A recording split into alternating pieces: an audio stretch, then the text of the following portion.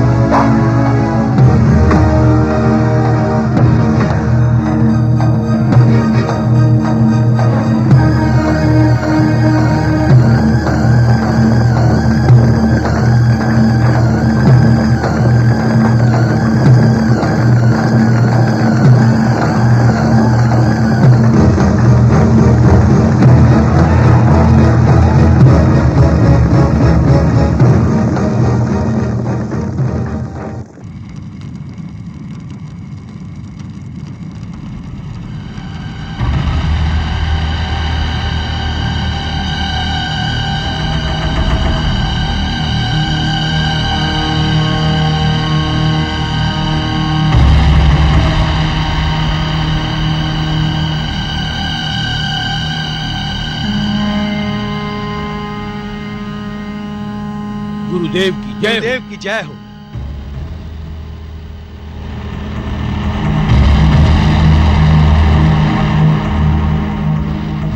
तारक, तक्षक, कहो। गुरुदेव, हमने आर्यों को चुन चुन कर मारा। उनके बच्चों, उनके बूढ़ों, उनकी स्त्रियों पर भी कोई दया नहीं दिखाई।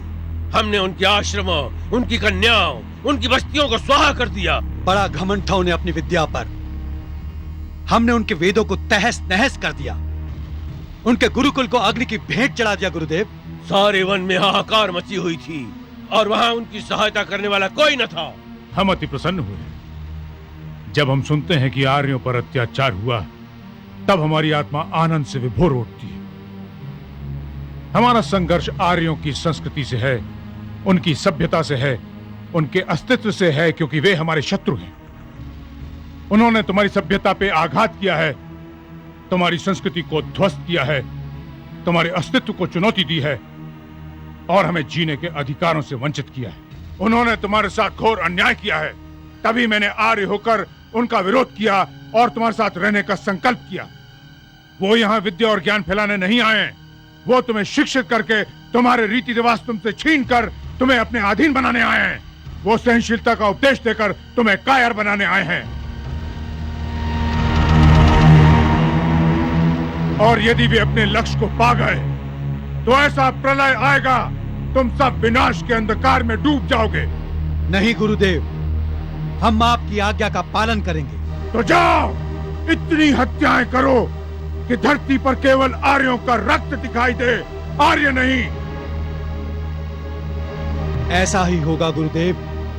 आपने अपनी अपार शक्ति से हम असुरों और नागवंशियों को मृत्यु से मुक्त जो कर दिया है। आपने हमें जीवन दान दिया है गुरुदेव, आप हमारे जीवन दाता हैं। हाँ, असुरों और नागवंशियों के लिए जीवनदाता और आर्यों के लिए मृत्युदाता।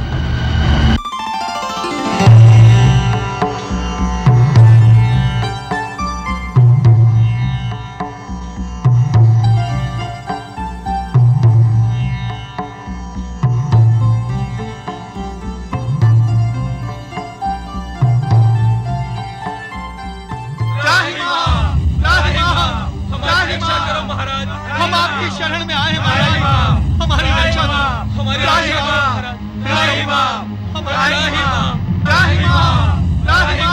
हम आपकी शरण में आए हैं महाराज, हमारी रक्षा करो,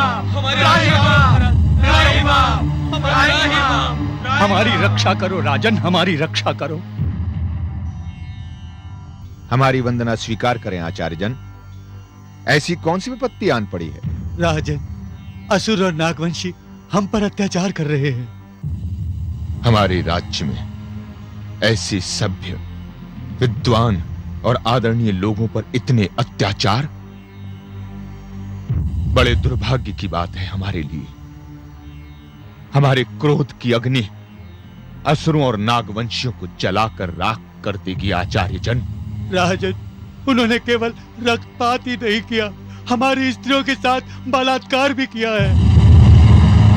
हमारे आश्रमों, वेदों और समस्त गृहों को जलाकर स्वाहा कर दिया राजन, सब कुछ स्वाहा कर दिया राजन, कुछ नहीं बचा राजन। और सबसे दुर्भाग्य की बात ये थी कि वहां हमारी रक्षा करने वाला कोई नहीं था।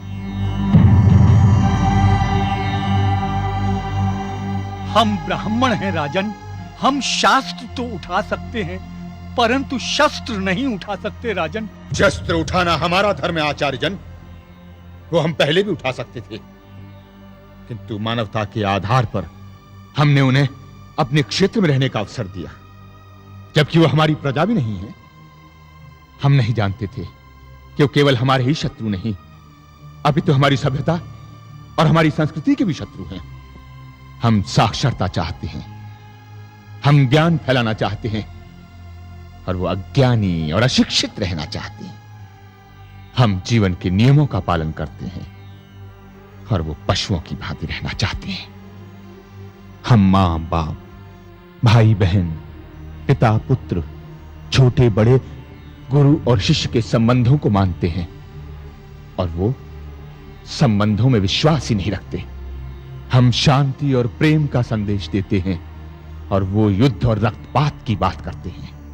हम दया करते हैं, और वो अत्याचार। किंतु अब उनके अत्याचारों की सीमा समाप्त हो चुकी है। अब हमारी दृष्टि में वो केवल अपराधी हैं, और अपराधियों की शिक्षा है दंड। सेनापति। जी महाराज। सेनाओं को प्रस्थान का आदेश दिया जाए।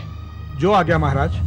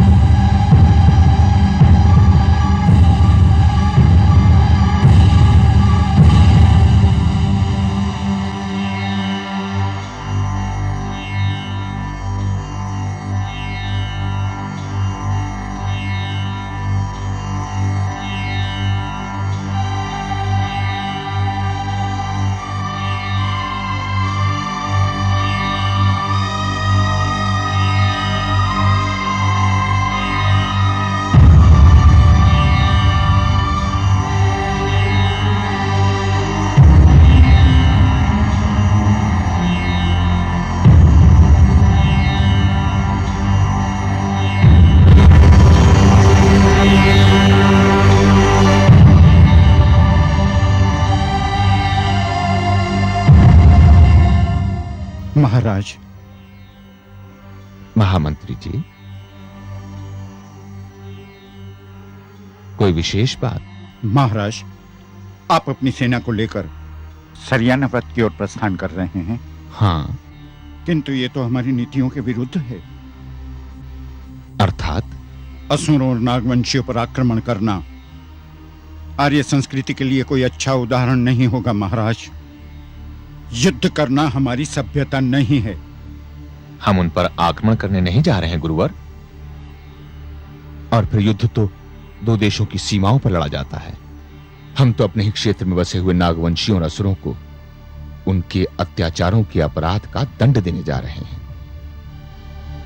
जब कोई व्यक्ति अपराध करता है तो उसे न्यायिक कारागार में डाल दिया जाता है, और जब कोई समूह अपराध करता है तो उसे अनुशासित करने के लिए राजशक्ति का प्रयोग करना ही पड़ता है।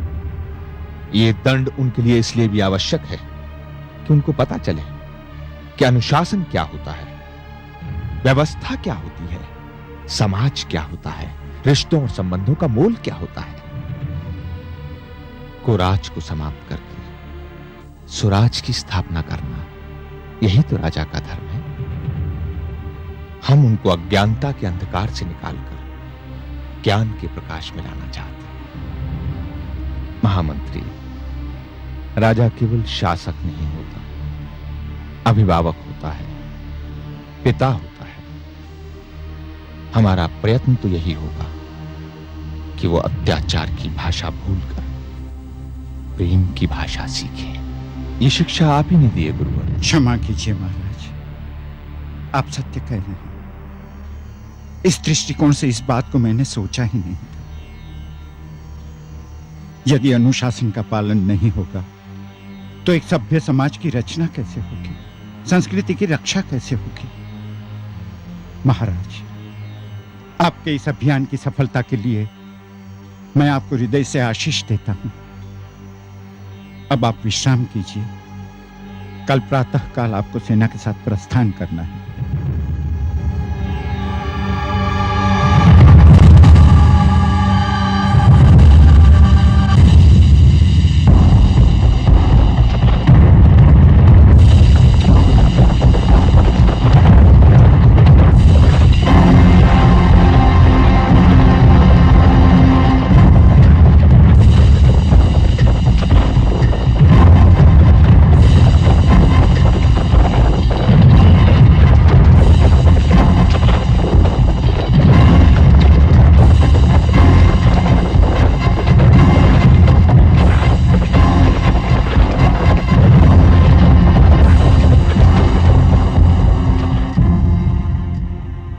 पड़ाव के लिए स्थान उचित रहेगा सेनापति। हम यहीं पड़ाव डालेंगे। महाराज, हमारा सुझाव है कि यहां पर पड़ाव नहीं डालना चाहिए। यह असुर लोग छिपकर घात लगाते हैं। हम जानते हैं सेनापति, आप हमारी प्रतीक्षा करें। हम इस क्षेत्र का निरीक्षण करने जाएंगे। जो आ गया महाराज।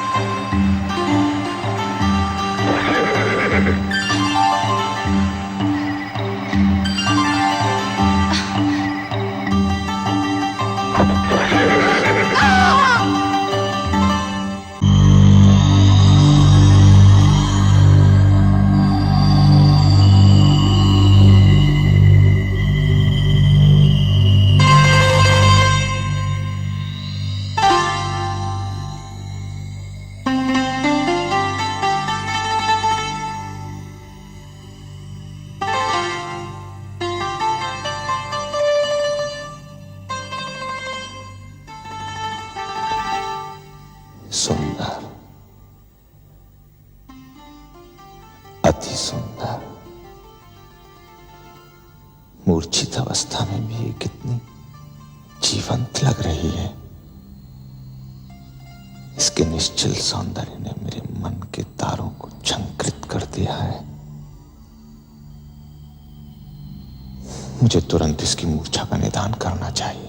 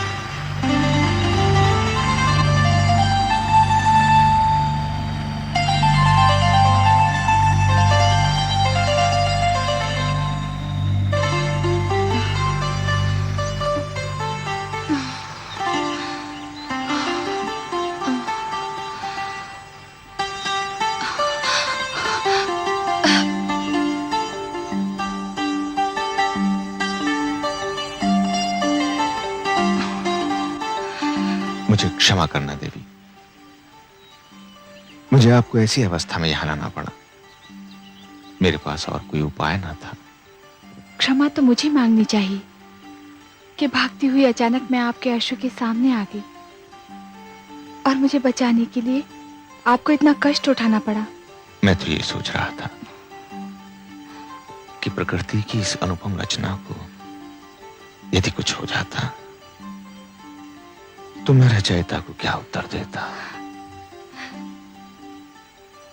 देवी, आपका ये उपकार, ये सहानुभूति मेरे हृदय में समा गई है। किस प्रकार चुकाऊंगी आपका ये ऋण। हमें अपना मित्र समझकर। मित्र?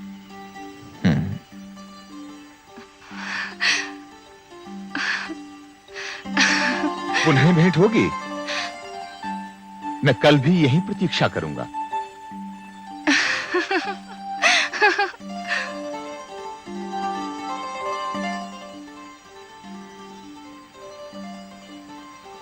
जाने कहां से आया ये शरद ऋतु का झोंका। कहने को तो हमने तुम्हारे प्राण बचाए देवी, किंतु सत्य तो यह है कि स्वयं हम निष्प्राण हो गए। शर्मिष्ठा तू? हाँ स्वामिनी, मैं तुम्हारी दासी शर्मिष्ठा। किंतु तुम मुझे ये बताओ कि तुम बार बार पीछे मुड़ कर देखती हुई कहां से आ रही हो? मैं कहां से आ रही हूँ और कहां जा रही हूँ यह तो मैं स्वयं भी नहीं जानती। पर हुआ क्या है? आज जो भी हुआ है मैं बड़ी प्रसन्न हूँ। इस प्रसन्नता का कोई कारण तो होगा। कारण बताऊंगी तो तू नाचने लगेगी। तो फिर नचाने से पहले कारण बता ही दे। शर्मिष्ठा, आज मेरे नैनों में सपने डोल रहे हैं। मेरा हृदय तीव्र गति से धड़क रहा है। सुन। हाँ, हृदय तो बड़ी तीव्र गति से धड़क रहा है। स्वामिनी, अब और नहीं तड़पाओ, जल्दी से कारण बता दे। मुझे प्रेम हो गया है। प्रेम हो गया? हाँ शर्मिष्ठा। किससे? उससे। उससे? पर किससे? कहा ना उससे। क्या नाम है उसका? पता नहीं। कौन है वो?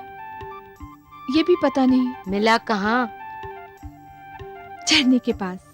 झरने के पास? हाँ शर्मिष्ठा, अनायासी वो मेरे सामने आ गया। उसने मुझे देखा और देखता ही रह गया। मैंने भी उसे देखा और देखती ही रह गई। और देखते ही देखते प्रेम कर बैठी। प्रेम किया नहीं जाता, हो जाता है शर्मिष्ठा। बधाई हो स्वामिनी। अब फिर कब मिल रही है उनसे? पता नहीं। तब तो मैं प्रार्थना करूंगी कि तुम्हारी प्रेम यात्रा सफल हो। भगवान करे कि तेरी ये कामना पूरी हो जाए।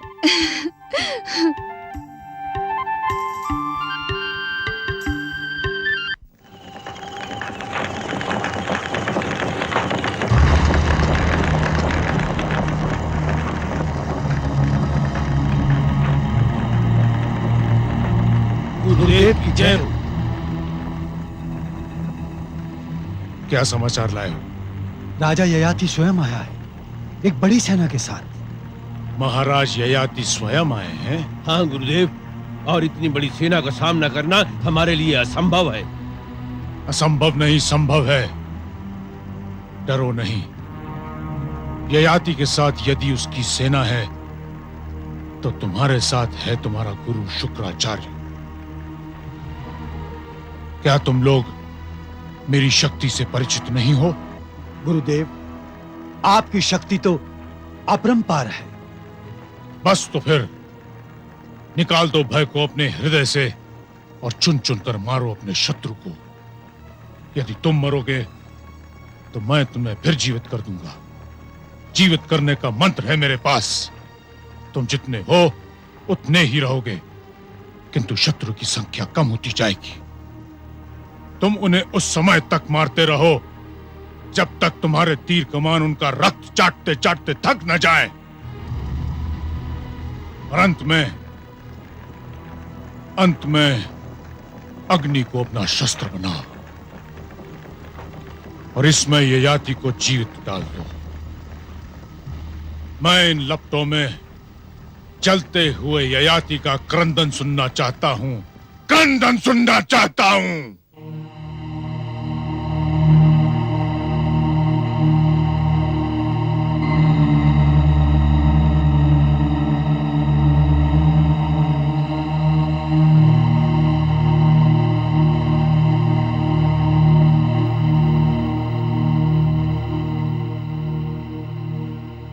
महाराज की जय हो।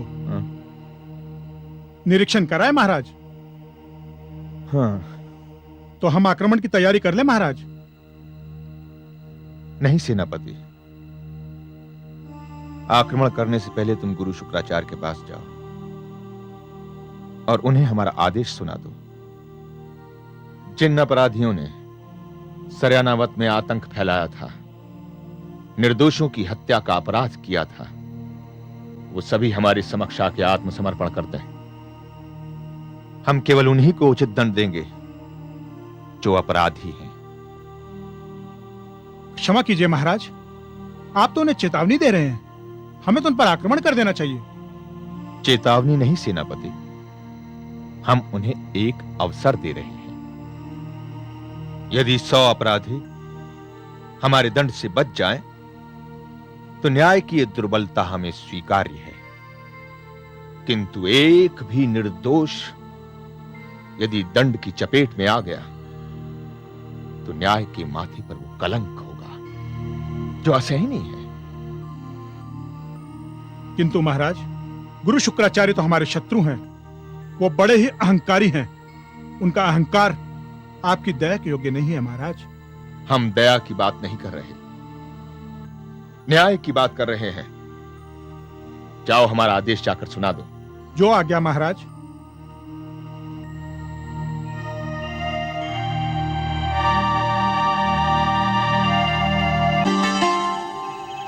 तुम सब इतना जान लो, शत्रु बड़ा शक्तिशाली, चतुर और युद्ध कौशल में निपुण है।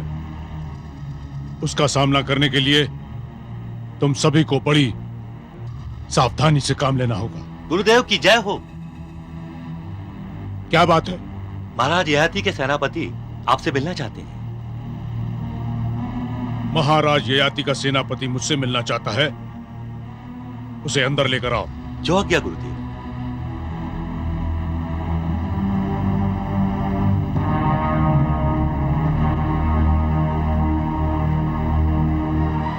प्रणाम गुरुवर। आज्ञा दीजिए गुरुदेव, इसे यहीं समाप्त करके इसके शव को ययाति के यहाँ भेज दें। तुम ऐसा नहीं कर सकते। ये महाराज ययाति का दूत है। इस पर आक्रमण करना या इसकी हत्या करना युद्ध नियमों के विरुद्ध होगा। नहीं मानता मैं युद्ध के ऐसे नियमों को। किंतु हमारा आदेश तुम्हें मानना होगा। कहिए सेनापति। महाराज ययाति का आदेश है कि जिन अपराधियों ने सराना व्रत में आतंक फैलाया था, निर्दोष व्यक्तियों का रक्त बहाया था, वो सब महाराज ययाति के सामने अपना आत्मसमर्पण कर दें। कौन होता है ययाति हमें आदेश देने वाला? यहां कोई अपराधी नहीं है। किसी ने भी किसी निर्दोष का रक्त नहीं बहाया है। ये क्षेत्र हमारा है, हम यहां स्वतंत्र हैं। यहां यदि किसी का आदेश चलता है तो केवल शुक्राचार्य का। जाकर कह दो अपने महाराज से, हम उसके आदेश को ठोकर मारते हैं। परिणाम जानते हैं आप? परिणाम की चिंता हमें नहीं, तुम्हें करनी चाहिए। महाराज नहीं चाहते थे कि अपराधियों के साथ निर्दोष भी मारे जाएं, किंतु अब युद्ध होगा। हमारी विशाल सेना भौंडर की भांति छा जाएगी इस क्षेत्र पर, और हमारी शक्ति के आगे असुर तिनकों की तरह उड़ जाएंगे। अब भी समय है, मान जाइए गुरु शुक्राचार्य। आप नहीं जानते कि हम कितने शक्तिशाली हैं। ठहरो सेनापति।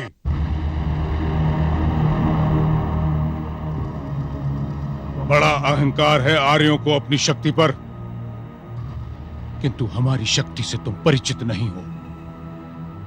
देखो,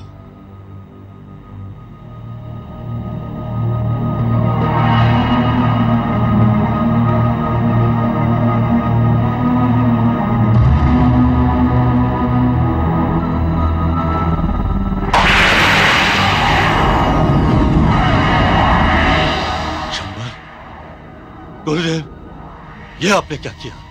मेरे पुत्र का वध कर दिया। हवन की अग्नि प्रज्वलित करो। जो आज्ञा गुरुदेव।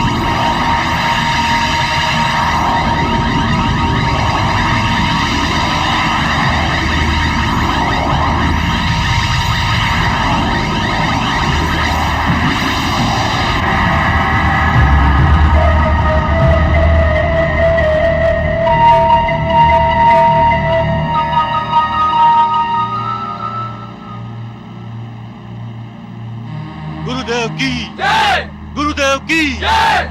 गुरुदेव की जय! तक्षक, हमें प्रसन्नता हुई कि तुम्हारा पुत्र तुम्हारी भांति साहसी है।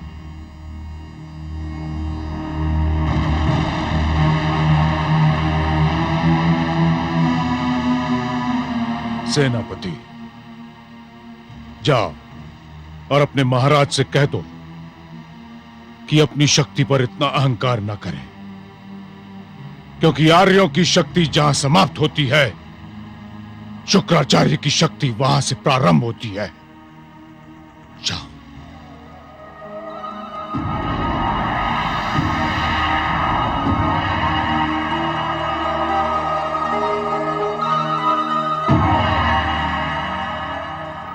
महाराज, मैंने अपनी आंखों से देखी है उनकी शक्ति।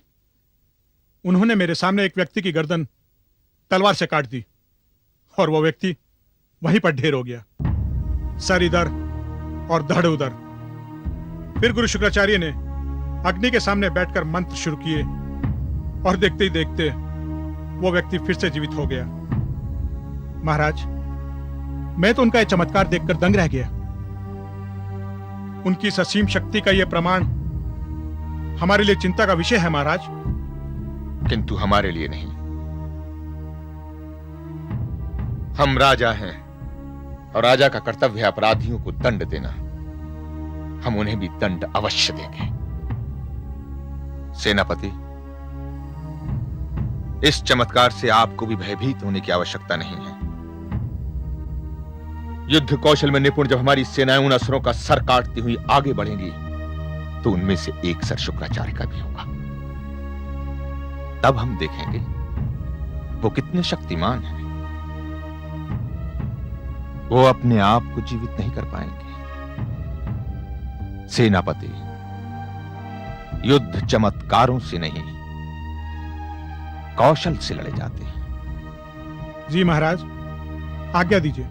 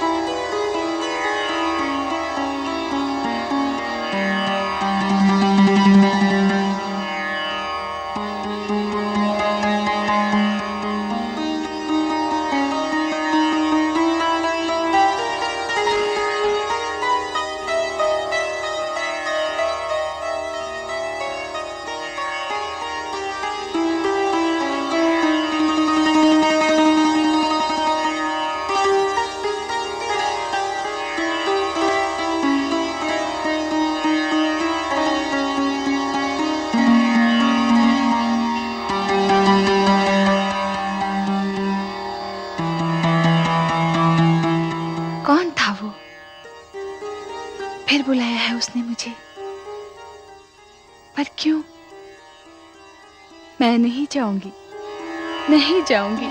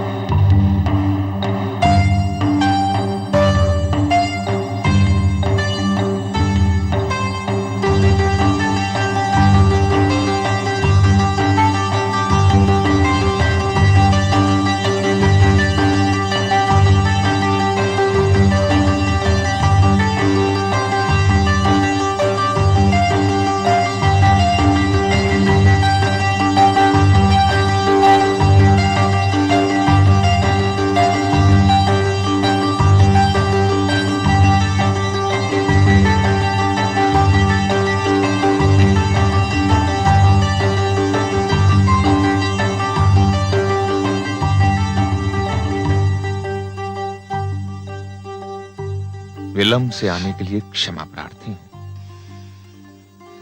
किंतु इस अपराध के लिए मैं लज्जित नहीं। समय से आ जाता तो ये सुंदर दृश्य देखने से वंचित रह जाता। नींद से बोझिल आंखें कह रही हैं कि आपको रात भर नींद नहीं आई। यदि नींद आ जाती तो फिर मैं कैसे आती? बड़ा विचित्र संयोग है, नींद तो रात भर मुझे भी नहीं आई। क्यों? इसी प्रश्न का उत्तर पाने के लिए ही तो मैं यहां आया हूं। तो आपको प्रश्न का उत्तर मिला?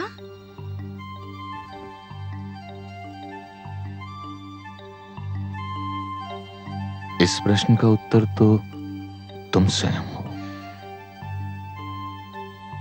जो स्वयं एक प्रश्न बनकर रह गया हो, वो उत्तर कैसे हो सकता है?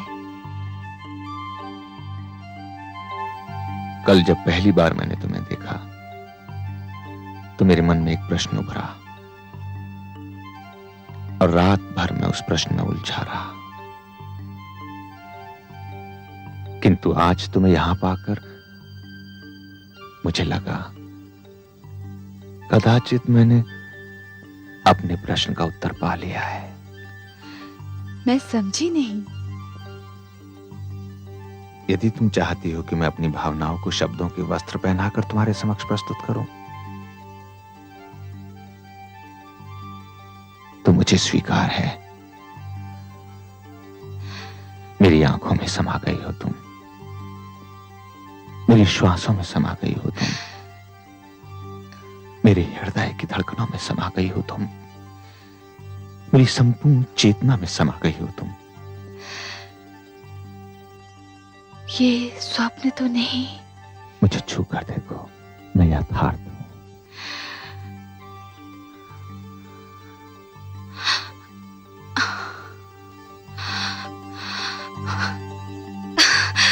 सुनो, अब तुम मुझे प्रश्न बनाकर कहां जा रही हो?